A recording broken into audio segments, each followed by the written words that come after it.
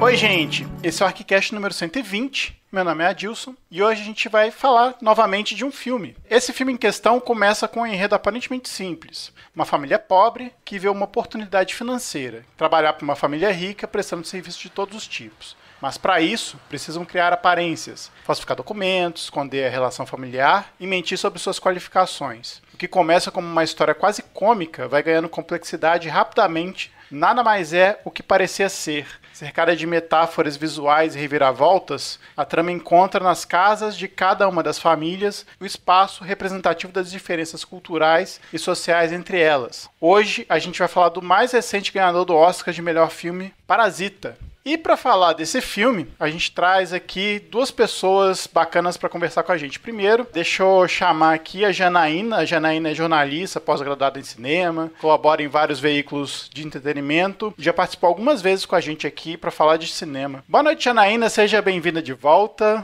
Como é que você tá? Boa noite, Wilson. Estamos aí, né? Vendo muitos filmes na quarentena.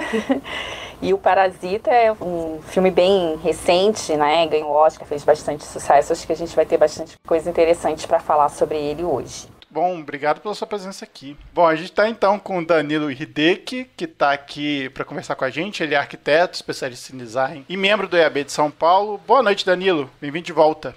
Oi, Adilson. Oi, gente. Obrigado pelo convite. Estava falando para vocês, é a quarta vez que eu assisto esse filme, então vai ter bastante coisa para falar. Para conversar com os dois, está aqui com a Lili. E aí, Lili, tudo bom? Tudo ótimo, feliz de estar fazendo esse cast, super bem acompanhada aí da Janaína e do Danilo, e eu também fiquei encantada com o filme, tava a fim de fazer esse cast já tinha um tempinho, né? Que bom que conseguimos, bora lá. Então a gente vai para os e-mails, comentários e outras cositas más.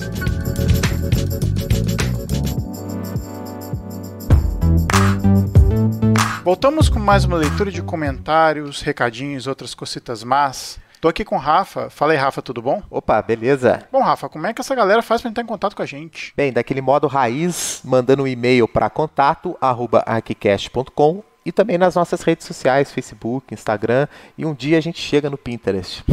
Isso aí. Bom, Rafa, a gente tem mais um recado da Tigre hoje. A Tigre, que é conhecida por tubos e conexões de qualidade inquestionável, está com uma campanha para suas linhas de torneiras, misturadores, monocomando, duchas e chuveiros chamada Tigre Metais, para toda a casa. Isso porque é um portfólio para a casa toda mesmo, banheiros, cozinhas, áreas de serviço e onde mais precisar colocar um ponto de água. E a qualidade Tigre você já sabe. A durabilidade que todo mundo conhece agora vem com um design que merece ficar fora da parede. Se você quer complementar a estética do seu espaço, Tigre Metais é a melhor escolha.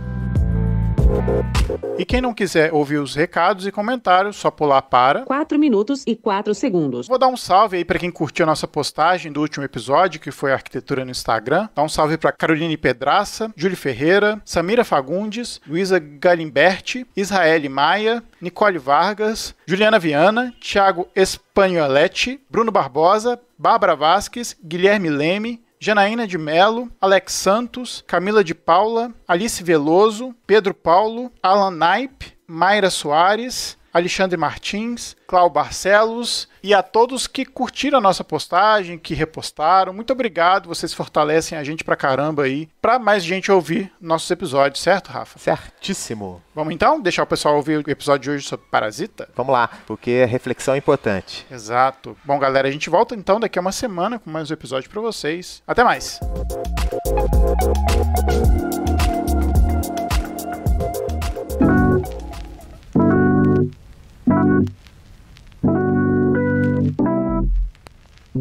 Janaína sempre costuma fazer isso pra gente, né? De dar uma espécie de ficha técnica do filme. Você pode agraciar nossos ouvintes aí com a ficha técnica e um pouquinho da história do que é o filme? Então, o Parasita é um filme sul-coreano, né? Que foi a grande sensação de 2020. Está sendo e será, com certeza, um filme muito lembrado, porque ele conseguiu o feito de ganhar o Oscar de melhor filme. Foi a primeira vez na história que um filme estrangeiro, não falado em inglês, ganhou o Oscar, o principal, né, de melhor filme. E o diretor, o Bong Joon-ho, é um diretor bastante conhecido no circuito de festivais internacionais de cinema. Esse filme ele já vinha fazendo uma carreira internacional desde 2019, quando ele ganhou a Palma de Ouro no Festival de Cannes, né, que é um dos festivais de cinema mais importantes do mundo. E como o Adilson adiantou aí, né, sobre a sinopse, é uma família que vive na extrema pobreza, que consegue entrar dentro da casa de uma família rica, através de um dos filhos, que vai dar aula de inglês para menina rica, e aí ele ali vê a oportunidade de colocar toda a família trabalhando naquela casa, sem aparentar que eles sejam uma família. Ele é um filme que começa com uma acidez muito grande, né? Um sarcasmo muito grande, e no decorrer do filme ele se torna dramático até terminar de uma maneira assim bem surpreendente. No meio do filme tem uma sacada que é assim, tem alguma coisa a mais que acontece no meio da história ali, que a gente vai acabar falando, né? Para quem não viu o filme vai ser um tremendo de um spoiler, mas enfim, eu não vou adiantar agora. No decorrer do nosso papo a gente vai chegar a esse momento. Ganhou o Oscar de melhor filme estrangeiro, de direção também e de roteiro, né? Roteiro original. E é um filme que acho que se não tivéssemos esse ano atípico, com tudo que aconteceu depois, né? E está acontecendo ainda em relação à pandemia, eu acho que ele seria um marco muito grande para o cinema, porque realmente Hollywood sempre teve um preconceito muito grande com as legendas, né? Eles não detestam ler, eles não gostam de filme legendado. Agora não dá para dizer assim, vai mudar tudo, ano que vem o Oscar vai... Não, porque agora mudou tudo realmente, ano que vem o Oscar vai ser do streaming, né? Então, assim, o cinema vai passar por uma transformação muito grande, já está passando, né? Devido a tudo que aconteceu. Ainda tem isso, acho que Parasita foi o último grande filme do cinema em 2020 e talvez o último grande filme do cinema por um bom tempo, porque os filmes que vêm por aí estão parados, são os blockbusters, e filmes nesse estilo do Parasita, filmes independentes, que conseguiram atravessar essa barreira, talvez tenham um pouco mais de dificuldade nos próximos anos de conseguir trilhar esse caminho, né? Mas isso é uma coisa que a gente não vai falar agora, a gente vai falar sobre a história do filme, que realmente impressionou bastante pela forma como Hollywood abraçou o filme. Muitos artistas americanos, né, abraçaram o filme, fizeram campanha em favor do filme, e é bem interessante nesse sentido. Eu não sou das maiores fãs do filme, eu acho um bom filme, mas eu não sou das maiores fãs, que já contrariando o Danilo e a Lili, porque tem que ter alguém para falar contra, e o Adilson teve assim uma sacada, eu vou chamar a Janaína, que de repente é ela. Mas assim, eu gosto do filme, mas eu não acho esse filme espetacular todo, assim, não. Aí depois a gente vai conversando, eu vou contando o porquê que eu faço algumas ressalvas em relação ao filme, mas é um bom filme. Eu queria até saber do Danilo. Danilo falou que viu mais de 4 vezes, Danilo, esse filme? Eu vi vi 4 vezes, essa foi a 4ª vez, quando você me convidou pra gravar aqui esse fim de semana, eu acabei assistindo de novo. Agora, o que te seduziu tanto nesse filme pra você ver as 4 vezes? Primeiro, a história, né? A história eu já gostava do Bong Joon-ho. A minha companheira, ela fez rádio e TV na USP, então a gente já é meio cinéfilo por natureza aqui em casa. Ela sempre falava assim, não, vamos ver esse cara, o Bong Joon-ho. Eu acabei assistindo o filme até na estreia lá, aqui em São Paulo, quando teve o Festival de Cinema, no final de 2019. Putz, a gente assistiu o filme e ficou vidrado. Cara, vou ser honesto com vocês. A primeira vez que eu assisti o filme, eu tava na sala de cinema, tipo, a última cena, quando acaba o filme, cara, me deu uma crise de choro. Eu saí chorando do cinema. Eu fui até... É mesmo, cara? Sério, eu saí do cinema chorando, eu fui encontrar os amigos do bar, eu fui da Vida Paulista até o centro de São Paulo chorando 15 minutos no ônibus, assim. Eu consegui olhar pra minha companheira e falar, tipo, não, esse filme é muito... sabe?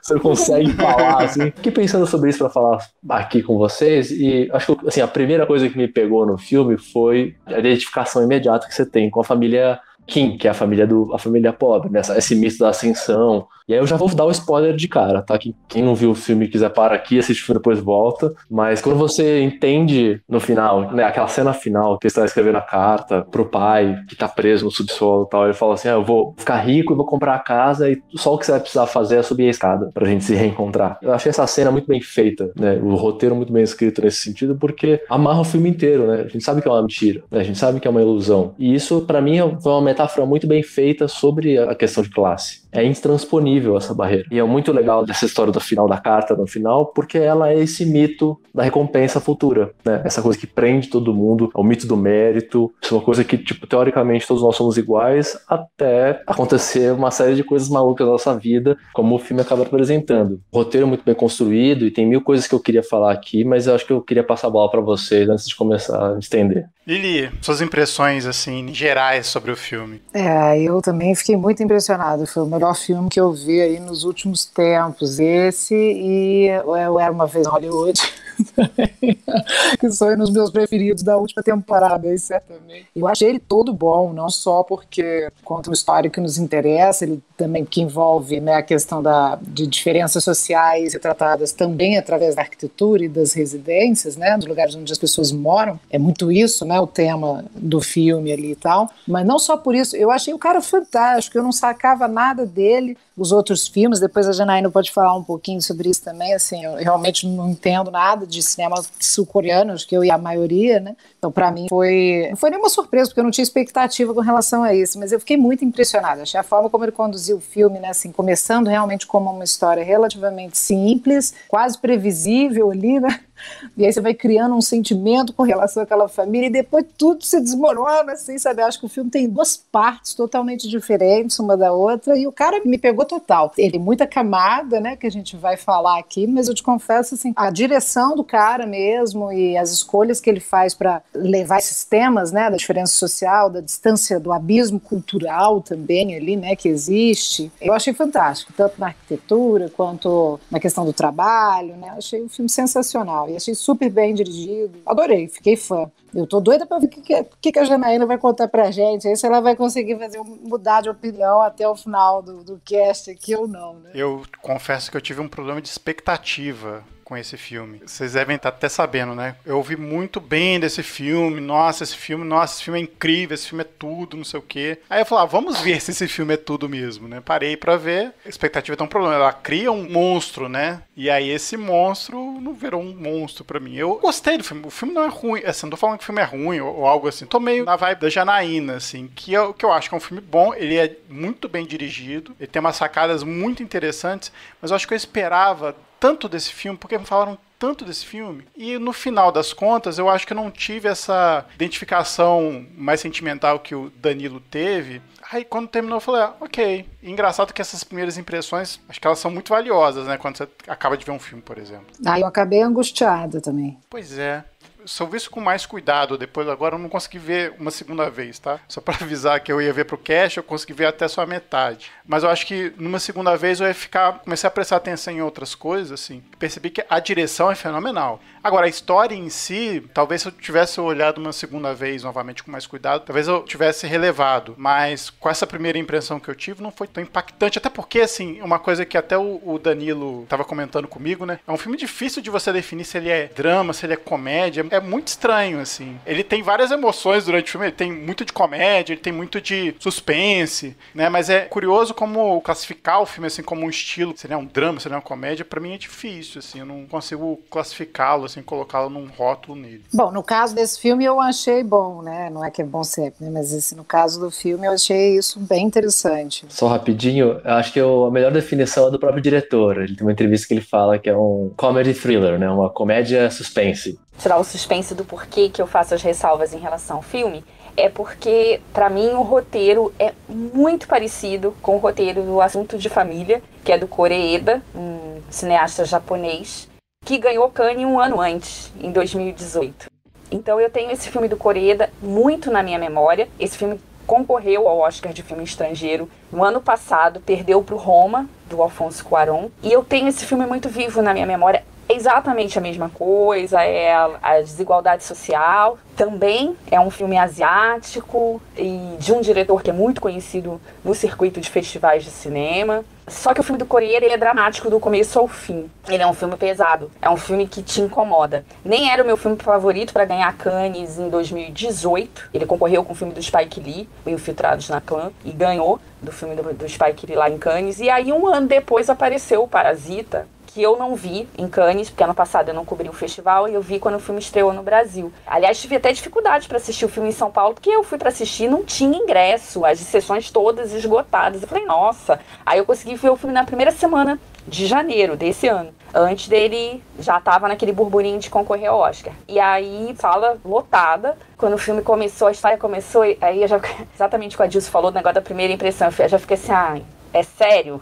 É a mesma história, só que a grande diferença é que ele usa o humor, né, um humor ácido, um sarcasmo no começo, depois ele transforma no drama e no final ele vai uma coisa meio Tarantino ali. Então, assim, ele tem essas sacadas. A direção realmente é excelente, a parte da casa, né, da arquitetura, a fotografia, como ele usa tudo isso. Um elemento muito importante do roteiro é fantástico, mas pra mim a história é muito parecida com o assunto de família. Se vocês não viram, vale a pena ver. E talvez quando vocês assistirem, vocês vão ter a impressão contrária, né? Porque eu assisti o outro filme muito antes, então tava muito vivo na minha cabeça ainda. Foi um filme muito marcante. E eu acompanho a carreira do Koreeda, assim como do John Ho-bom também, já há bastante tempo, mas assim, eu não esperava que fosse tão parecido, né? Então é isso que me incomoda, mas eu acho um bom filme. Só que o que me incomoda é as pessoas falarem, nossa, um filme que trata desigualdade social, como se isso nunca tivesse existido na história do cinema, entendeu? Então isso aqui me incomoda, como se colocasse ele como uma pérola, assim, nunca ninguém fez isso. Ele tem várias qualidades, mas essa de que nunca ninguém contou esse tipo de história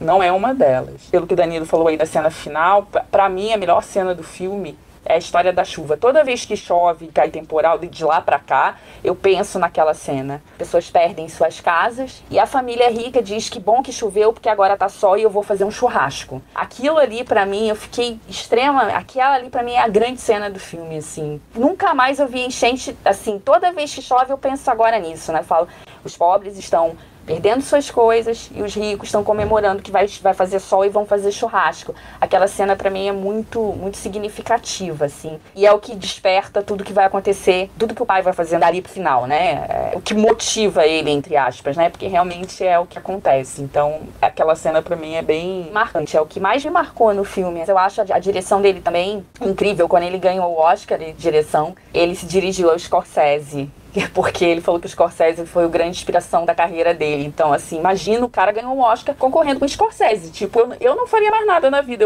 eu me aposentaria. Tipo, pra quê, né? Então, assim, é muito legal. O diretor é super simpático, ele é super gente como a gente, assim. Ele foi fazer a campanha no Oscar, ele mesmo foi, né? E, assim, tem todas essas coisas que fazem com que o filme seja uma coisa muito mais próxima, né? Do que essa coisa hollywoodiana que a gente costuma ver, né? Principalmente relacionado ao Oscar, né? Então, eu só já coloquei aí qual é o meu ponto. Não sou tão apaixonada pelo filme, justamente por causa disso. Porque quando começou a história, eu já sabia como é que era a história, mas eu não sabia, assim, né?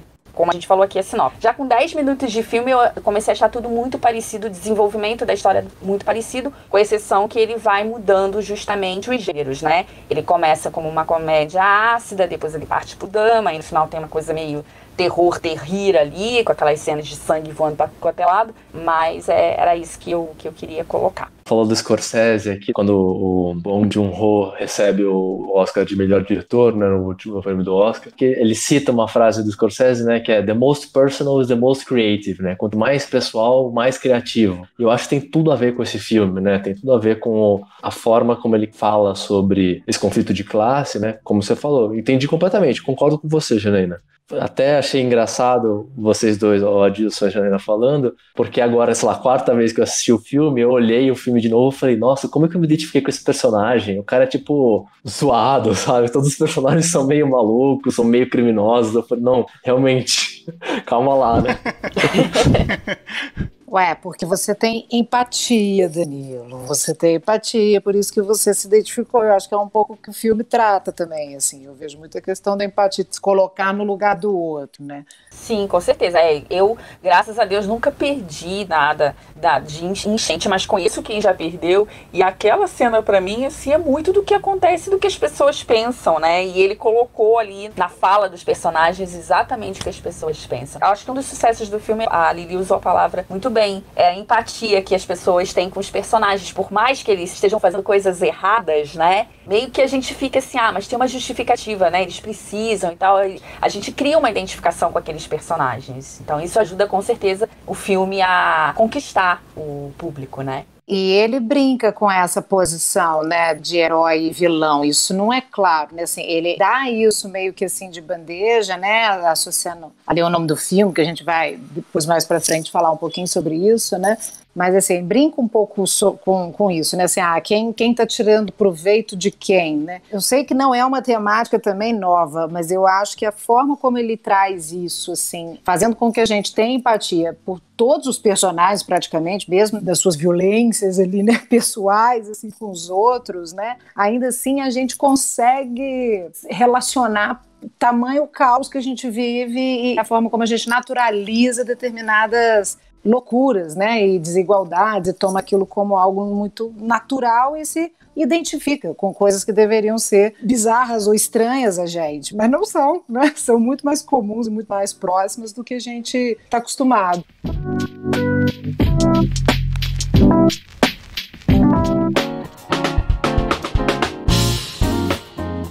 Puxando um pouquinho, Danilo, para você falar um pouco também da questão da arquitetura, essas diferenças, né, e essas sutilezas e a própria empatia que o filme gera passa muito pelos cenários, né, assim, que são praticamente as duas casas, né, não é nenhuma habitação, né, aquele espaço mega improvisado, né, que é a família Kim, onde eles moram, né, que é uma loucura, é abaixo do nível da rua, né, o lugar mais valorizado da casa é o banheiro, que é onde pega o Wi-Fi, nível de precariedade, e a outra casa, que aí eu achei engraçadíssimo também, depois falar sobre isso, que é a casa do arquiteto, não só uma casa feita por arquitetos, mas uma casa de arquiteto, né? O primeiro dono era arquiteto, isso eu achei também, você colocou o arquiteto lá, né, assim, né? Que sujeito é esse, gente, né? Porque a casa também passa uma sensação de distanciamento, né? Assim, de ostentação, não tem tanta personalidade, assim, né? Mais fria, né? Assim, a casa, tem umas coisas na casa também que, por mais que ela seja o sonho de consumo da família Kim, por exemplo, o cara também passa por aquilo ali, uma mensagem de distanciamento familiar, né?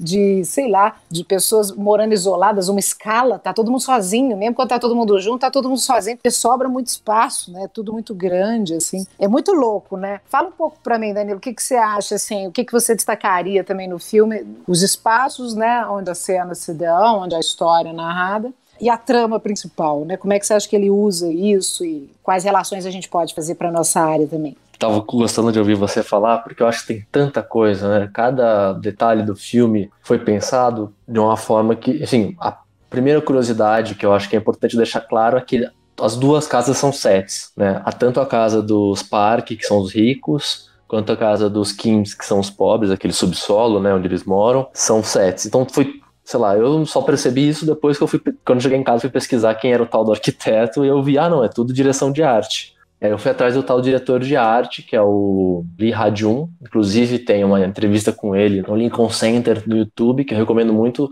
quem gostou da direção de arte assistir, porque inclusive ele fala uma coisa assim, tipo, quando perguntam pra ele, com quem você se inspirou pra fazer as casas? E eu achei muito interessante dele falar assim, pra casa dos pobres, eu me inspirei na casa que eu morei quando eu estudava na faculdade, numa república com os amigos. E pra casa dos ricos, é uma casa genérica, é a casa minha casa dos sonhos, a casa que talvez eu gostaria de morar. E eu acho que isso que você falou, Lili, é muito interessante, dele falando assim, que é tipo, e de fato, né, esse minimalismo, né, no fim das contas é um minimalismo, eu até escrevi aqui, essa ideia de ser muito rico, você tem uma noção de opulência, né, ou de ostentação, versus uma ideia de minimalismo, né. O rico minimalista, ele é um rico mais consolidado, digamos assim, né, um rico que sabe que se ostentar demais vai pra guilhotina, sabe? Porque a arquitetura elitista não permite, né? O cara ele não pode escorregar no excesso. E eu acho que tudo isso se relaciona com a questão do roteiro. Eu acho que o Bong Joon-ho, ele é o diretor e também escreveu, co-escritor do roteiro. O espaço é personagem também, né? E esse personagem, que é o espaço, ele tá sempre criando ansiedade na gente, né? Ele tá sempre criando suspense. Por isso que é um pouco esse suspense, e eu acho que o genial do roteiro é esse suspense vai variando dentro do próprio gênero, né? O começo do filme, que a família vai entrando na casa, é quase um filme de assalto, né? Que eles chamam Heist Movie. Que é aquele filme que o cara planeja como que eu vou entrar no banco, aí tem uma equipe, aí o cara vai lá e faz um passe de mágica e tal. O legal do filme tem um pouco esse ritmo que vai mudando ao longo do filme, né? Então, tipo, que eu acho que acaba virando até um comentário sobre a própria casa do rico, né? Que ele é tão cheia de ostentação que ela é quase um banco para você entrar nela, né? Você quase tem que fazer uma operação de assalto ao banco para poder, tipo, participar dessa realidade. Queria pegar o gancho também da Janaína, que eu acho que a cena da chuva, eu assisti um outro vídeo aqui que depois no final eu vou indicar, A cena da chuva, ela é linda mesmo, porque ela é o primeiro momento que você vê fisicamente a distância entre as casas. Até então você tá vendo, tipo, a família na casa rica, a família na casa pobre, a família na casa rica, a família na casa pobre. Você não vê a distância. Aí quando essa cena acontece, que ela é o final do primeiro ato, digamos assim, né? Que é a família correndo e fugindo e caindo junto com a água, né? Fugindo como se fossem baratas, né? O tempo todo, as alegorias que eles mesmos criam durante o diálogo vai acontecendo efetivamente no filme. Como que isso se reflete espacialmente, né? Tem essa questão da verticalidade no filme, né? Tudo acontece através de escadas. A família aqui mora no subterrâneo, né? A família Park mora no topo de uma colina, né? Você sempre está vendo a câmera de baixo para cima. E aí quando você acompanha a água seguindo a gravidade, que sai do bairro rico e afoga o bairro pobre, né? É uma série de camadas, de camadas visuais. Parar pra pensar que aquele bairro pobre foi todo feito sob direção de arte, né? Um cachorro na água, a casinha, tudo ali é cenário. É incrível, né? Um detalhamento muito... Eu acho que até coloca uma questão nova de, tipo, essa textura do cinema parece muito real, né? É um real banal, né? Não é o real da casa do rico, que é fácil de reproduzir, porque poderia ser aqui, poderia ser São Paulo, poderia ser Estados Unidos ou Coreia do Sul. Agora, aquele bairro popular ser totalmente artificial é um negócio que choca até, né? Você tem esses elementos, assim, que ajudam a compor toda essa... alegoria não é, mas toda essa metáfora que ele quer fazer, né?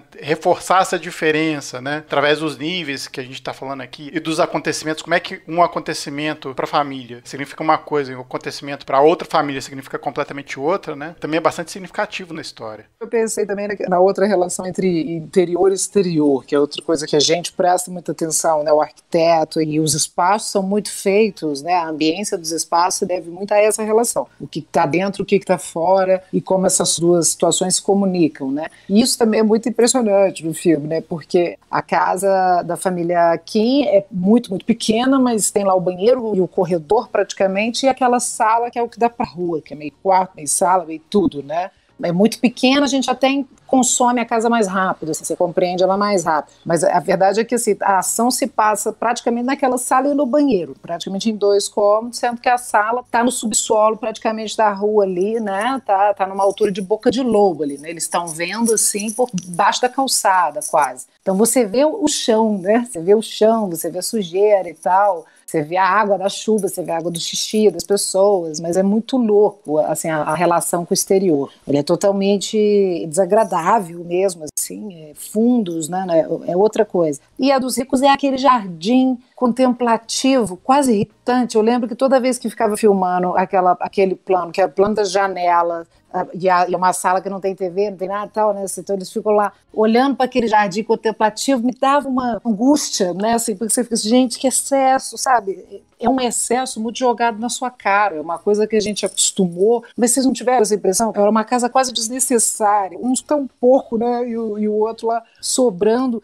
Mas a outra coisa que eu achei louca também é o bunker, né? Também. O bunker é muito louco, porque você vê que existe dentro da casa dos Park, que foi construída pelo antigo proprietário por causa de risco de bombas, né? De guerra nuclear com a Coreia do Norte. E isso eu li também num cara falando sobre o filme, e também agiotas, ou seja, o cara é rico, mas é um canalha corrupto que precisa se esconder num bunker, né, ou se proteger, né, assim, da guerra e não sei o quê. Mas assim, a vida acaba no bunker, né? Você acaba no buraco. Na hora dele proteger a sua vida mesmo, ele cria uma outra circunstância espacial totalmente diferente da casa em que, em tese, ele habita, né? E é para baixo, né? Não é para cima, é para baixo, né? A saída dele vai ser para baixo, não vai ser para cima, não. Mas a metáfora do bunker é muito maluca, né? A fundação da casa dos ricos, a fundação da casa dos Parks é literalmente ocupada pelos funcionários, né? Quem segura a casa são os funcionários. A metáfora forte também, né? E também iguala, né? Os personagens...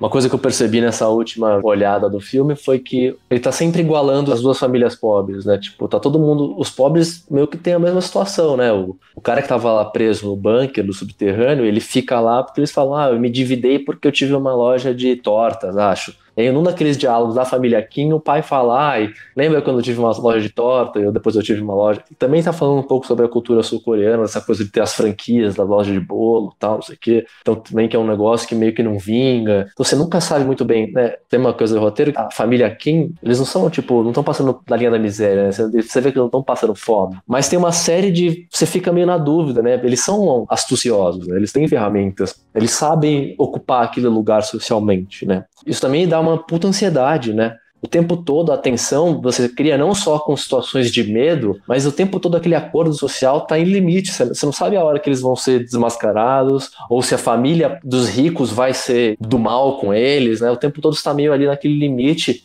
E aí o tempo todo também você tem as duas famílias em tom de equilíbrio, as famílias pobres, né? Tentando disputar um lugar, e eles ficam se engalfinhando lá, se matando, e em nenhum momento isso espirra para a família rica, né? E o que eu acho interessante no filme é que ele não é maniqueísta, assim, ele não coloca ali as pessoas numa posição que elas sempre vão estar, tipo assim, primeiro, elas não glorificam as coisas erradas que os mais pobres estão fazendo, ao mesmo tempo também que mostram como é que muitas vezes uma pessoa que tem um poder aquisitivo pode ser bem babaca, sabe? Então, nesse sentido, assim, o filme é bastante equilibrado, talvez, assim, essa questão da empatia que vocês falaram, é claro que eu sou empático e vou entender algumas situações, mas, assim, pela situação criada ali, né, do próprio nome do filme que é Parasita, né, você começa a entender, assim, como é que a família pobre cria uma relação que poderia ser tranquila, tipo assim, as pessoas trabalhando para uma outra família, assim, supostamente poderia ser uma relação criada sem mentiras, digamos assim. Como é que toda uma criação de uma farsa acaba acontecendo para aquela família pobre trabalhar para rica? Então, eu fiquei me pirando nisso na segunda vez que fui pensar sobre o filme, assim. É toda uma situação criada, é claro que você tem uma situação de um contrato social que você cria ali, né, para as pessoas,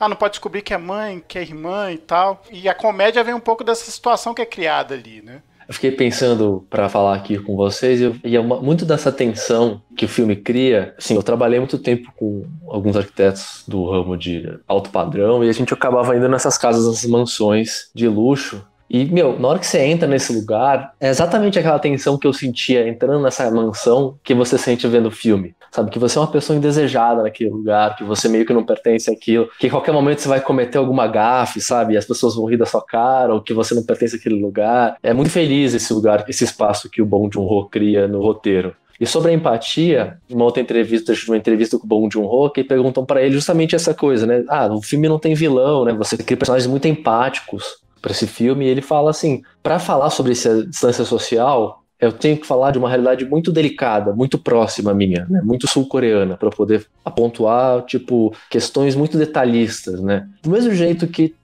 as pessoas do nosso dia a dia, elas não têm esse maniqueísmo absoluto do bem e do mal. As pessoas fazem coisas boas, as pessoas fazem coisas ruins, como seus amigos ou sua família, né? E em época de um cenário político tão intenso como a gente está, isso faz muito sentido, né? Assim, não dá pra... A gente não vê uma vilania efetiva acontecendo de indivíduos, mas você vê que o contexto, ele é o personagem que viabiliza essa vilania acontecer, né? Querendo ou não, por mais que não seja maniqueísta, você tem uma pessoa rica e você tem uma pessoa pobre. Eu até fiquei pensando, no fim das contas, a história toda do filme é como os pobres estão se matando o tempo todo para disputar aquele espaço, e aí só na cena final lá, onde acontece o filme, né, na festinha, tem uma outra entrevista que o Bong Joon-ho fala assim, olha o percurso que a faca faz, né, nessa cena. O cara sai do porão, pega a faca, e a faca fica matando só os pobres no começo. Ele mata a filha, depois dá uma facada não sei o que, eles ficam se pegando, e aí só quando tem o estalo, quando o pai vai pegar a chave do carro, vira o corpo do cara do subsolo e põe a mão no nariz, que o pai da família Kim vai lá e pega a faca e mata ele, que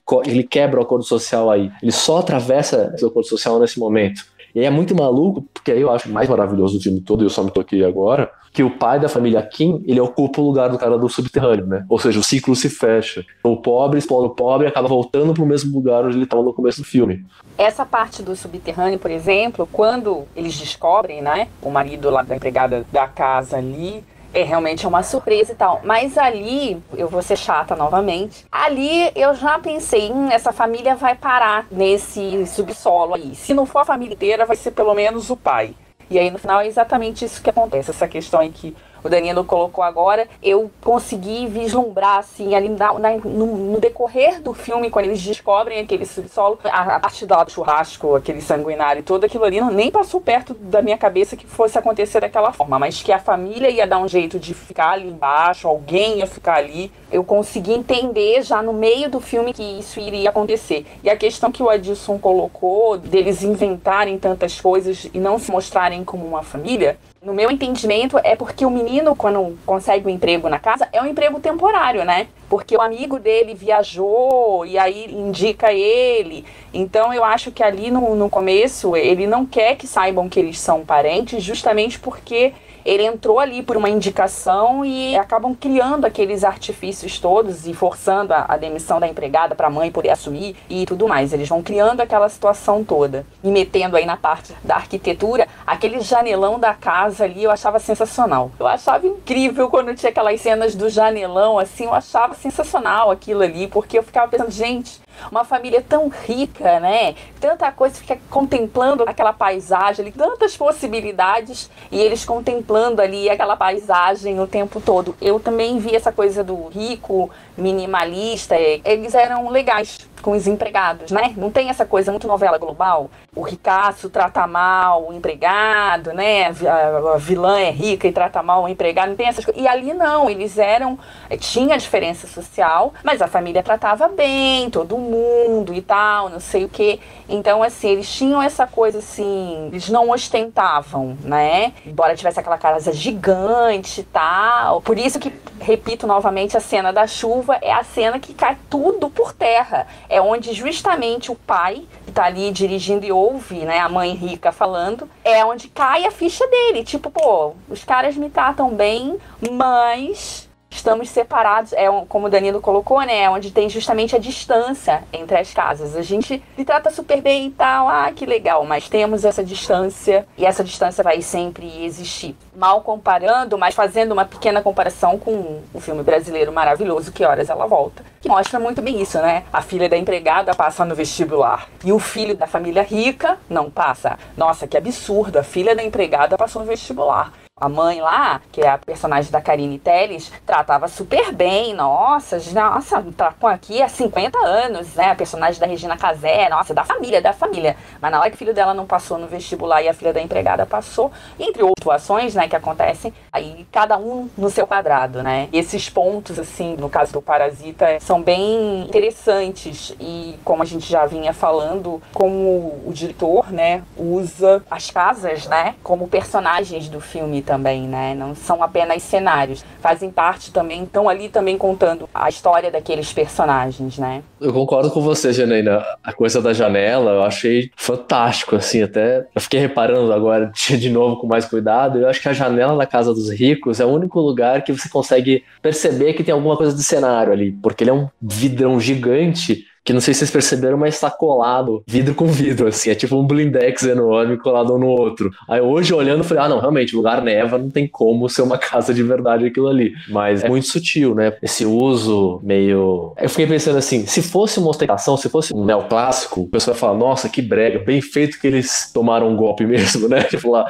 tomou o golpe porque tem mau gosto. E o legal do minimalismo é que constrói a ideia de que eles têm bom gosto, então teoricamente eles são pessoas que não sofreriam golpes, né? Inclusive, o Sr. Tarek, né, quando você fala aquela cena do carro, que ela fala depois da chuva, do cheiro, ele até falou assim, eu gosto muito do Sr. Kim porque ele nunca cruza a linha. Ele fala, o tempo todo os funcionários dele, tipo, they never cross the line, eles nunca cruzam a linha. E se você perceber ao longo do filme, tem uma série de linhas verticais que meio separam as famílias, seja tipo essa paginação do vidro, a esquina do ambiente, uma marcação vertical que tá ali na tela. E aí a primeira parte do filme toda, né, que é justamente o que você estava descrevendo, né, onde a família rica tá sofrendo golpe, você fica pensando, nossa, eles são um pouco alienados, né, eles tratam mal bem os funcionários, super confiam, tal. E aí na segunda parte do filme, depois da chuva, vira, né, que aí você vê que essa alienação e esse suposto bom mocismo dos ricos não é bem assim. né? Porque eles chamam o pessoal pra trabalhar no fim de semana e são super grosseiros, né? Aquela cena final do pai falou assim, não, meu, fica quieto, tô te pagando, você vai vestir o que eu quiser, o que eu tô mandando, você vai fazer o que eu tô mandando, né? Você vai vendo que, tipo, os acordos, eles são muito sutis mesmo. Então, assim, esse papel de vilania ou não, é justamente, não dá pra ser maniqueísta, mas você tem um momento que as pessoas são boas, cometem ações boas e ruins, né? Você lembrou desse momento, eu tô te pagando, faz o que eu te mando, né? Tem toda aquela trama, né, de mandar a empregada antiga lá embora, né? De botá-las pra ficar em contato com o pêssego que ela tem alergia, né? Toda uma trama bem sacana pra mandar a mulher embora. E aí isso vira contra eles, acaba no final, né? No meio da história, né? Isso também é outra coisa que não muda. Ele é super cruel, o diretor. E não dá pra gente nenhum fiozinho de esperança, assim, de alguma coisa que vai mudar. É um tapa na cara, assim, né? E no final e tal, e você tá empático com todo mundo e ao mesmo tempo, assim, você não tá justificando as ações do outro, mas não tem como ser indiferente à merda que é, né? Viver naquela pobreza, naquela desgraça e sempre um desespero que acontece no final, né, com a filha. Nossa, é muito triste. Assim, eu senti um tapa na cara de você, minha filha, não adianta, não, sou privilegiada, sabe? Você nunca vai entender o que é isso. Não é natural entender, né? A gente tem que fazer um esforço enorme para se colocar no lugar do outro, para tentar perceber as dificuldades do outro mesmo, né? Assim, e para não julgar, né? Nos dois sentidos, né? Mas é claro que também tem esse recado no final, assim, pô, mas é difícil. Nessa sociedade cruel como quem vai se dar mal mesmo é quem já se deu mal antes. Assim, isso não muda, né? Não há essa inversão também não, sabe? O fim da história não é muito feliz, né? Aquela coisa do menino e a carta ao pai é uma ilusão. Poderia ter sido, mas não foi, né? Assim, é bem cruel. O que é engraçado no final, disso que você está falando, né? É que as famílias vão, mas as casas permanecem, né? Os caras conseguem vender uma outra casa, muda a família. No fim das contas, o vilão do filme é a própria infraestrutura toda, né? A cidade, são as casas. Eu acho que tem um recado muito forte em relação a isso, né? De tipo... essas condições de possibilidade que cada um tem de ser, né? Assim, as condições, né? Como é que se desenvolve, que tipo de pessoa se desenvolve num ambiente ou em outro, às vezes. Né? A gente pode ficar aqui discutindo qual que é a solução melhor, o que é moralmente bom ou ruim, mas no fim das contas o rico é rico porque tem a Mercedes na garagem, porque tem a casa do milionário, e o pobre é pobre porque tá lá se matando. Tem até essa diferença de densidade, né? O rico, eles estão sempre cheios de espaço, circulando em ambientes super arejados, grandes, e o pobre, eles estão sempre em família, né? Eles estão sempre comendo juntos, conversando juntos, eles estão sempre articulando e planejando juntos, e os ricos, cada um tá num ambiente separado. Tem a questão do sol também, agora que eu lembrei. O rico tem muito mais acesso à iluminação natural, né? Aquela janelona, ela está o tempo todo servindo luz do sol. E lá na casa dos pobres, eles estão sempre meio, como a Janaína falou, né? Meio no nível da rua, entrando só uma nesguinha de sol. A primeira cena que eles estão lá aproveitando a casa, o menino, ele deita no chão e o pessoal falou, o que você tá fazendo aí fora, tomando sol, tá calor? Ele falou, não, vou ficar aqui porque eu tô lendo, olhando o céu. Isso é uma coisa que eu não faço normalmente. Não tinha essa visão dentro da casa dele. E é por isso que eu acho isso, que as casas, elas são elementos importantes como personagens mesmo do filme, né? Que contam a história daqueles personagens e fazem parte da vida daqueles personagens. E exatamente como o Danilo colocou, no final muda a família, mas a casa tá lá do mesmo jeito, né? Com aquele janelão, ostentando aquele sol. E a outra família volta lá pro subsolo. E o pai só saiu de um subsolo pro outro, né? Ele só teve acesso a uma geladeira cheia agora, né? Que vai lá roubar a geladeira e tudo mais. Mas ele continua no subsolo, continua sem ver o sol. Esse momento da carta do filho no final do filme, eu lembro que no cinema a sessão estava muito cheia, assim, estava lotada mesmo, não sobrou lugar. No espaço Taú, na salinha menor, na Rua Augusta, em São Paulo. E aí as pessoas ficaram, assim, algumas pessoas se movimentando do tipo, nossa, que legal.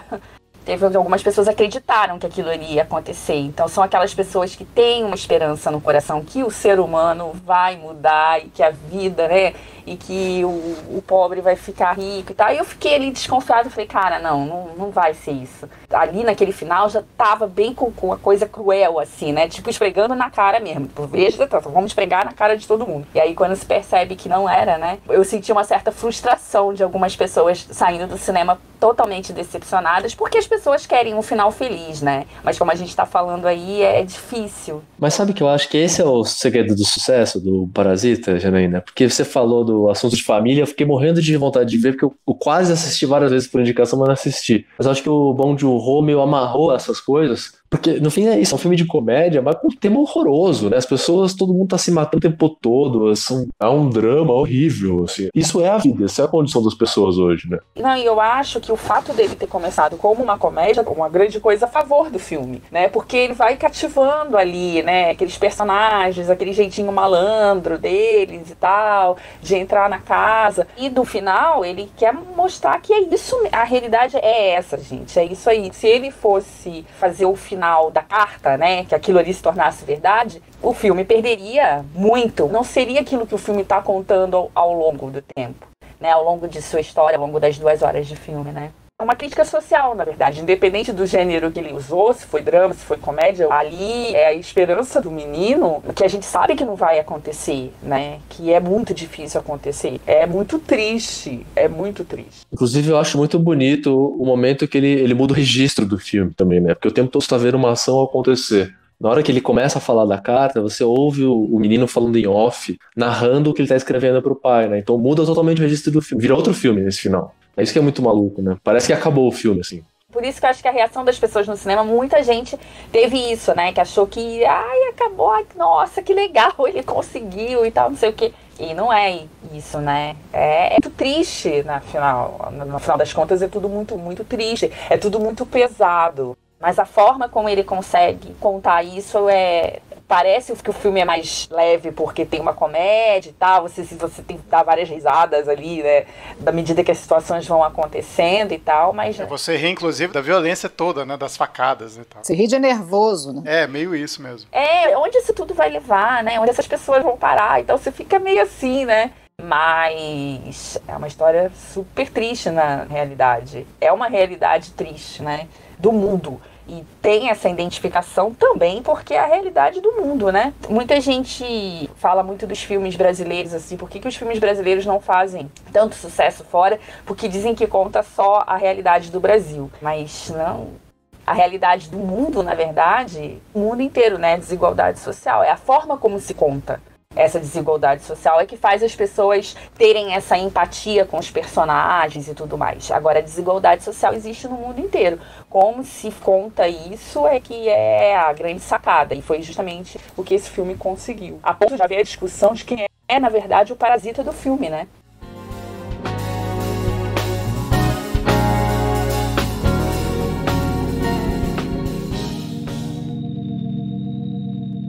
Como última pergunta aqui na nossa discussão, eu ia levantar, assim, essa ideia do parasita que não só aparece no título do filme, mas assim, como é que vocês classificam essa ideia do parasita que tá norteando todo o enredo do filme, tá um pouco nisso, né? Quem que se aproveita de quem que passa por cima, quem que passa por baixo, né? Como é que essas relações são criadas em cima dessa história? Eu queria até amarrar com o que a gente tava falando, porque eu acho que o próprio diretor responde essa pergunta, né? Tem uma entrevista que ele fala que, apesar do nome ser Parasita, não era para falar especificamente da família pobre, né? Porque, de certa forma, a família rica, os parques, também parasitam os Kim. Eles parasitam na forma de, tipo, o cara não sabe nem dirigir. A mulher do Sr. Park não faz nada o dia inteiro. Ela tá sempre dormindo.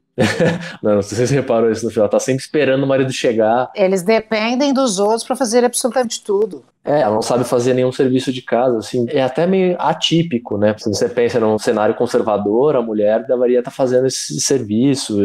E não é o que acontece ali, né? Eles são tão ricos a ponto de não precisar nem seguir nenhum tipo de conservadorismo. Eu acho que o Parasita tá sempre alterando, né? O Parasita é, tipo, a condição ali, é o contexto que transforma em parasitar a relação. Mas eu queria jogar de volta uma pergunta que eu acabei anotando aqui, que ela envolve 2 aspectos, né? Um é, você tem filmes super famosos, tipo, sei lá, Blade Runner, filmes que tratam dessa temática do espaço também, né, de criar uma atmosfera, e que você acaba, né, vira uma espécie de sensação, né, de uma moda estética no mundo, né, todo mundo achava Blade Runner super legal. Eu ainda continuo achando, mas tudo bem. Sim, não, também acho demais. Mas o engraçado é que esse filme trata super bem o espaço, e essa sensação, com essa noção de consumo do espaço, você meio que não quer, né, porque ninguém quer morar numa casa onde vai acontecer um assassinato, ou uma casa que enche a outra, assim. Isso foi uma questão que eu fiquei muito... O filme é muito bonito e muito bem construído esteticamente, mas é difícil você se relacionar com aquilo, talvez pela familiaridade. E a outra coisa é que, tipo, normalmente os filmes, o padrão é criarem mitos, né? Eu até vou trazer uma citação do Adrian Ford, que é o livro que eu indiquei na última vez que eu vim aqui no ArchiCast, que ele fala que o mito serve para reconciliar a experiência da maioria das pessoas, né? Por exemplo, a Cinderela. Cinderela existe para dizer que é possível fazer essa transição de classe, né? O príncipe salvar a gata borralheira, e aí, teoricamente, essa diferença de classe não é tão mais importante, né? Porque eu posso um dia vir a ser a Cinderela. E esse filme talvez seja um filme anti-Cinderela. A Cinderela e Disney, né? A Disney é responsável por muita coisa ruim para as mulheres. Só isso a dizer, essas princesas, esse negócio de príncipe encantado, isso aí criou uma geração que começa a achar que existe príncipe encantado. Isso dá um trabalho, gente, que ninguém faz ideia, né? Nossa, vocês não têm ideia de como isso prejudica a ala feminina. De que 20 e poucos anos pra cá que a Disney resolveu botar suas princesas negras, né, as latinas, as princesas que são mal criadas, porque essa história da Cinderela, Branca de Neve, nossa, elas só servem pra queimar o filme das mulheres. Eu tô brincando, eu tô falando sério mesmo, né? Eu falo isso, eu falo, cara, a Disney é responsável por uma geração de mulheres que ficou sentada esperando o príncipe encantado, olha só, pra gente sair dessa roubada. E aí, como é que fica? Ainda bem que surgiu o Parasita, né, pra mostrar aí agora os cineastas que são anti-Disney, que não caem nesse tipo de visão, assim, né? Queria só fazer um comentário a respeito da família rica, que pouco ficam juntos, né? Como a gente vem falando ali, eles não dialogam. Essa questão aí da mãe não saber fazer nada em casa e tal. Bom, agora nesse momento da pandemia, o quanto a gente não viu ou não soube isso acontecendo, né? Com as famílias mais abastadas, que tinham empregados, e aí os empregados ficam como? O empregado fica em casa ou vai fazer quarentena na sua casa, mas aí vou fazer quarentena na casa do patrão, porque o patrão não sabe fazer nada, o patrão, a patroa não sabe fazer nada em casa, né? Isso é uma realidade que aconteceu agora, não porque, né, a quarentena já tá meio lá, meio cá, mas enfim, aconteceu muito no começo, né? E muitos artistas, atores, brasileiros, celebridades, estrangeiros também, se viram muito nisso, né? Porque meio que, não, você vai ficar aqui, vai fazer a quarentena aqui porque eu não sei cozinhar. Então... Inclusive é a forma que propaga o vírus, né, Janaína? Ele vem dos ricos que estavam viajando e propaga entre a classe trabalhadora que prestava serviço para essa galera. Exatamente. E o Oscar, aconteceu o Oscar e logo depois, semanas depois, a gente... Bom, já rolava a pandemia, né? Mas oficialmente no Brasil ela chegou algumas semanas depois. E eu li em algum lugar sobre isso, que Parasita já estava antevendo as coisas como iam acontecer nesse sentido das famílias ricas, que tem ali o seu espaço, sua vitamina D ali, não vai ter nenhum problema em relação a isso, pode ficar ali fazendo sua quarentena à vontade, desde que seus empregados continuem dentro de casa, porque eles não sabem fazer nada. Então é uma coisa que o filme mostra muito bem, inclusive, nesse sentido, né? Que a gente não imaginaria que fosse viver o que a gente está vivendo agora, mas que causa uma reflexão dessa questão das classes sociais aí muito, muito evidente agora com tudo isso que a gente está vivendo, né? Eu concordo com o Danilo, eu acho que tem os dois lados das duas famílias, né? Um se aproveita do outro ali. Talvez o Sr. Kim, a gente tenha uma visão, até pelo final que ele tem, porque ele fica ali dentro da casa e tudo mais, e a esposa fala alguma coisa ao longo do filme, ela fala pra ele que ele não gosta de trabalhar, que ele é meio encostado, ele fica meio que se encostando nos filhos e tal. Tem um diálogo que cita isso. Talvez ele pudesse parecer que fosse o Parasita, mas a ação final que acontece ali no churrascão é ele que domina, né? Então eu acho que, na verdade, todo mundo se aproveita de todo mundo. Porque ele que vai lá, ele que pega a faca e vai lá e faz acontecer o negócio, né? Que você, naquele momento... E agora, você falando, Janaína, eu até pensei assim, a família Kim é parasita, mas no fim das contas eles só querem um emprego, né? Até o tempo todo eles ficam, mas pra onde a gente vai? Será que a gente vai? Não sei o que, no fim das contas fica muito incerto. A família Park é parasita de um jeito que, sim, é insustentável pra continuidade da noção do ser humano mesmo, assim. Da espécie, né? Não conseguem fazer nada se não for com outra pessoa fazendo as coisas pra eles, né? E aí aquela frase final lá do pai, eu tô te pagando, né? Que é tão... eu tô te pagando, você faz o que eu tô mandando, porque eu tô te pagando. Então é isso. A família Kim, eles querem um emprego. Eles querem um emprego e ali... E tem aquela coisa justamente, eles têm tudo, né? A outra família tem tudo, a família é rica, tem espaço, tem comida, tem tudo. Por que eu não posso trazer minha família? O menino, né? Lá no começo. Por que eu não posso trazer minha família para trabalhar aqui. Eles não sabem fazer nada. A menina lá pode ajudar aqui, a mãe ajudar ali e tal. A forma como eles fazem isso tem as suas falcatruas? Tem, mas na verdade eles querem trabalhar, né? Eles querem oportunidades. E as oportunidades não vêm. O menino pega uma oportunidade que aparece e tenta ajudar a família toda. Porque ele vê ali uma possibilidade de conseguir emprego para a família inteira. A desigualdade social, ela tem isso, né? Porque a pessoa é pobre, a pessoa não tem inteligência, a pessoa não tem capacidade, ela não tem nível intelectual. Não. Na verdade, o que ela não tem é oportunidade. Acho que é uma outra coisa que o filme levanta também, né? Uns com tantos, outros sem nada. Eu acho que também tem essa coisa do, tipo, não tem oportunidade, e quando tem, você tem que pegar com unhas e dentes, né? Quais as implicações que isso pode ter? Porque o tempo todo, eu acho que tem uma coisa engraçada, mas é triste, o tempo todo a família Kim tá pegando as oportunidades e tá meio machucando o gay, né? Tipo, é o menino que tá furando o olho do amigo, porque ficou com a menina, que já é errado, né? Porque aquela menina é uma criança, né? Tem uma coisa que já tá completamente equivocada no filme, que eu acho que mostra muito da realidade sul-coreana, que é esse garoto na faculdade querendo casar com uma menina que nem saiu da escola ainda. E aí o outro vai lá e fica com a menina do amigo. Também mostra que o contexto acaba criando essa própria violência, né? E aí eu queria amarrar uma outra questão, que é a vida toda da família Park é muito discreta, né? Muito luxuosa. Esse minimalismo que eles têm é muito chique, né? E eu acho que fica uma questão do filme, é como que uma coisa tão bonita pode ser tão violenta. Ela nunca está explicitamente violenta ou vulgar, né? Quando você vê a família pobre, é tudo meio vulgar, tudo meio sujo, mas a família rica é tudo lindo e extremamente violento ou abusivo, ou de alguma forma esconde algum tipo de problema da família, né? Ninguém conversa. É tudo muito superficial ali entre eles. Então, e a outra família, sim, eles fazem várias coisas erradas para poder conseguir ocupar aquele espaço, né? O interessante, no final das contas, é que, ao mesmo tempo que a gente pensa que é justificável, né, eles criarem esse contexto todo de falcatruas e tal, né, tem coisas perversas ali também dos próprios personagens. Então, o legal é que a gente consegue fazer essa empatia, né, das pessoas que precisam de oportunidades, como a Janaína tá falando, né, mas o que é interessante é que no enredo ele coloca essas distorções para que, assim, vire uma história, no mínimo, curiosa, assim, né, de se acompanhar, no sentido de, assim, ser interessante e para ver que fim que vai dar, porque isso realmente vai ter uma hora que é insustentável, né? Tanto assim, do ponto de vista dos ricos ali, né, que dependem para viver, né, de serviços básicos, né, que todo mundo supostamente pode fazer, tanto os pobres que talvez não consigam sustentar uma mentira por tanto tempo, né? O olhar ali do diretor, que também é o roteirista, né, ele tem um olhar muito apurado nesse sentido, né? Ele não tapa o sol com a peneira, né? Ele não passa a mão na cabeça de ninguém. Todo mundo tem os seus erros, todo mundo tem seus defeitos, e você até entende algumas situações, algumas posições e tal, mas ele coloca que, como a gente vem falando, né, não existem vilões nem mocinhos, todo mundo pode errar. E tem essa questão também, né, será que algumas situações ali se justificam? Por exemplo, o que acontece no final, ali no churrasco e tal, se coloca no lugar daquele pai, né, justifica o que ele faz? Você pensa, depois de tudo que o cara passou e tal ali, tudo que ele ouviu, você fica pensando se justifica, né?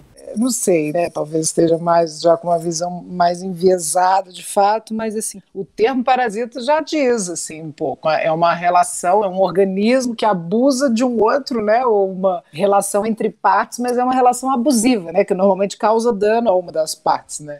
E eu acho que assim, quem ali tem mais a perder e quem sofre um dano maior, para mim, é a família Kim, assim. Por mais que num primeiro momento tenha essa sensação. Eu acho que é dos dois lados, né? Mas ainda assim eu acho que fica uma mensagem final mais nesse sentido, né? Eu falei, olha, o dano maior é de quem? Mesmo que as intenções fossem as mesmas, de usar, de abusar, tirar proveito de, mesmo que estejam ali ambos tirando proveito um do outro, no final das contas, né, não é uma relação equilibrada. Ela vai pesar negativamente mais para um lado do que para o outro. Para mim é mais por aí.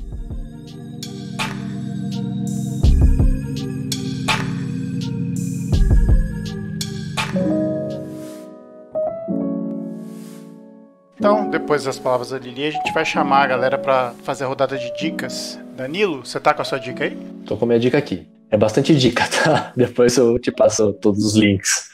A primeira dica que eu quero dar são todas relacionadas ao filme. Eu recomendo um canal chamado Binging with Babish. Queria agradecer a Renata Takato que me indicou esse canal, que mostra uma receita random, ou chapaguri, que é aquele lamen que eles fazem lá no filme, que é a mistura dos miojos com a carne, que é também uma metáfora sobre o filme, né? Como se estivessem misturando dois miojos com um bife de wagyu, uma carne super cara, assim. Esse videozinho do YouTube é bem engraçado, porque mostra o cara testando essa receita. A outra dica que eu queria dar é assistir um vídeo do YouTube chamado The Visual Architecture of Parasite, que mostra um pouco esse resumo visual do filme. Outra dica, um podcast do Edgar Wright, que é um outro diretor de cinema, numa plataforma chamada Curzon. Ele tem uma entrevista com o Bong Joon-ho, logo depois que ele ganhou a Palma de Ouro em Cannes. O Edgar Wright é super amigo do Bong Joon-ho, então tem várias incursões pessoais, tem também uma entrevista com a Tilda Swinton, que é uma atriz que também trabalha super próximo do Bong Joon-ho, é super legal de ver. E por último, eu queria indicar a entrevista do Lee Ha-jun, que é o diretor de arte, no canal do YouTube do Lincoln Center, que promoveu uma série de debates em torno do filme. Tem um monte de entrevistas com Bong Joon-ho e todo o elenco do filme, mas as entrevistas com o Lee Ha-jun, que é o diretor de arte, são bem interessantes, onde ele fala todas as questões que envolveram tecnicamente a construção dos cenários. É bem interessante. Janaína, sua dica de hoje, ou suas dicas? Então, eu vou dar como dica O Assunto de Família, que é o filme do Koreeda, que eu citei no começo, né? Que ganhou a Palma de Ouro em Cannes em 2018, que tem essa temática também da questão das classes sociais. Conta a história de uma família japonesa que rouba para poder sobreviver e acaba encontrando uma garotinha. Eles não sabem muito bem de onde vem a garota, levam a garota para casa porque percebem que a menina sofre abusos. E aí levam a menina para casa e mesmo eles tendo muito pouco para comer, eles resolvem dividir o pouco que eles têm com essa menina. E a partir daí vai sabendo a história de cada uma das pessoas daquela família tão pobre que meio que adota essa menina. Como eu disse, para mim a temática do Parasita é muito parecida, com a diferença que O Assunto de Família ele é drama o tempo inteiro, né? Então acho que é um filme que vale muito a pena ser visto. Ele tá na Netflix, ele concorreu ao Oscar de filme estrangeiro no ano passado, mas aí no ano passado teve Roma, que deixou todos os outros filmes estrangeiros esquecidos, porque todo mundo só falava do filme do Cuarón. E só uma curiosidade em relação ao Bong-ho, o diretor do Parasita, em 2017 ele foi ao Festival de Cannes com o filme que ele tinha feito para Netflix, Okja. E ele foi praticamente escorraçado pelo Pedro Almodóvar, que era o presidente do júri na época, que disse que filme que é feito para streaming não é cinema. E que ele era radicalmente contra filmes de streaming, concorrer em festival de cinema, que tinha que concorrer a prêmios de televisão e não prêmios de cinema. O Almodóvar continua achando isso, mas ele vai ter que rever os seus conceitos a partir de agora, Mas ele continua achando isso porque ele deu uma entrevista agora no Festival de Veneza, que foi agora no começo de setembro, falando que as pessoas têm que ir ao cinema porque é uma válvula de escape para o isolamento. O cinema que é um dos lugares que a gente não deve ir nesse momento, porque não é aconselhável, gente. O que está acontecendo com o Almodóvar, gente? Gosto tanto dele, depois ficar quietinho, não fala bobagem. A última coisa que eu fiz para falar de coisa social, de encontros sociais antes da pandemia, foi ir ao cinema. E eu lembro que eu liguei para minha mãe e falei para ela, eu tô indo ao cinema antes que os cinemas fechem. E foi exatamente o que aconteceu 2 dias depois. Então, assim, não é momento ainda das pessoas irem ao cinema. Falo isso como uma pessoa que ama cinema, trabalha com cinema, vive do cinema, mas não é o momento ainda das pessoas irem ao cinema. Acho que é o momento das pessoas olharem o streaming com um pouco mais de carinho, e eu digo as pessoas, inclusive as pessoas que trabalham com cinema, porque ele tá aí, e ele tá aí, o cinema continua nos ajudando a ficar em casa, os filmes estão passando, e o cinema, fisicamente falando, a gente vai poder voltar em breve quando for mais seguro. Então vamos ficar em casa assistindo Assunto de Família. Parasita está passando no Telecine, estou fazendo merchan sem ganhar nada, tá no Telecine Pipoca e no Telecine Premium, então você pode assistir dublado ou legendado. E vamos prestigiar também, os filmes asiáticos, que são muito, muito legais e também saem um pouquinho dessa coisa do filme americano. E gostaria de agradecer muitíssimo pelo convite, eu não falei isso no começo. Agradeço muito pelo convite, estava com saudade de vocês. Obrigada por terem me convidado de novo. Nós também, tinha um tempão, sim. Imagina, a gente que agradece por sua presença aqui. Lili, só dica de hoje. Minha dica de hoje é o livro que eu tô lendo nesse momento, que tá divertidíssimo. Não imaginei que eu fosse achar tanta graça quando me deram um livro, falaram exatamente isso, que era para rir. Eu tava precisando, quem não tá, ultimamente, aí foi ótimo, que é o Baldolino, livro do Umberto Eco, publicado em 2000, mais ou menos, no ano de 2000, mas ambientado aí na Idade Média, 1100 alguma coisa, 1200 por aí. É muito engraçado. O tal do Badolina se intitula o maior mentiroso do mundo inteiro. Assim. É um cara que viaja muito com imperadores e não sei o que, e conta mentiras mesmo, mas mistura com fatos históricos e mitos. Assim, a fala dele é muito engraçada. Eu não sabia que o Humberto Eco era tão engraçado, tô adorando. Mas tô nem no meio ainda, mas tô indicando porque já tá delicioso, né? Então é isso, Baldolino, Humberto Eco, para rir um pouquinho e ter noites mais leves aí. Minha dica vai ser mais simplesinha aqui. Há pouco tempo, aqui há alguns dias da gravação, né, o álbum What's the Story, Morning Glory do Oasis fez 25 anos. E aí eles lançaram algumas coisas no YouTube. Por exemplo, eles retornaram ao Noel Gallagher, né, que é o guitarrista da banda, voltou ao estúdio, contou algumas histórias. Eu era muito fã de Oasis, eu era alucinado com Oasis, e eu ver essas histórias são um deleite pra mim, são um barato, assim. E pra quem não conhece, eu acho difícil alguém não conhecer, mas pra quem não conhece, escutem aí o álbum do Oasis chamado What's the Story, Morning Glory. Fez 25 anos, mas é um excelente álbum aí pra quem gosta de rock. Bom, galera, é isso. Deixa eu agradecer ao Danilo e à Janaína. Danilo, primeiro, obrigado aqui pela sua presença, por conversar com a gente. Espero que você volte mais vezes. Poxa, gente, eu que agradeço. Até fiquei sem graça aí, a Janaína fez um agradecimento tão bonito. Queria agradecer também ao convite. Para mim é um prazer poder falar do assunto. Já estava pesquisando sobre isso. Isso tem a ver um pouco com as coisas que eu tenho pensado também na arquitetura. Queria agradecer o convite, foi ótimo a conversa. Agradecer a Janaína, a Dilson, a Lili. Muito bom, gente. Obrigado. A gente que agradece. Janaína, novamente, pra gente encerrar aqui, muito obrigado pela sua volta aqui para conversar com a gente. Volte mais vezes. Eu agradeço mais uma vez pelo convite, espero voltar mais vezes. Sabe que se quiserem polemizar aí no filme, vocês me chamam. E foi um prazer participar desse podcast com vocês, prazer aí conhecer também o Danilo. Se cuidem, se puderem fiquem em casa, assistam bastante filmes, tem muita coisa boa para assistir. E isso vai passar e já já a gente volta aos cinemas, fisicamente falando, tá bom? Muito bom. Obrigado, Janaína. Lili, mais um, né? Mais um. Brigadão a todo mundo. E teve ótimo, né? Rever o filme e vamos pro próximo também. Muito bom. Obrigada, gente. Então a gente volta daqui a 15 dias com mais um episódio para vocês. Até mais.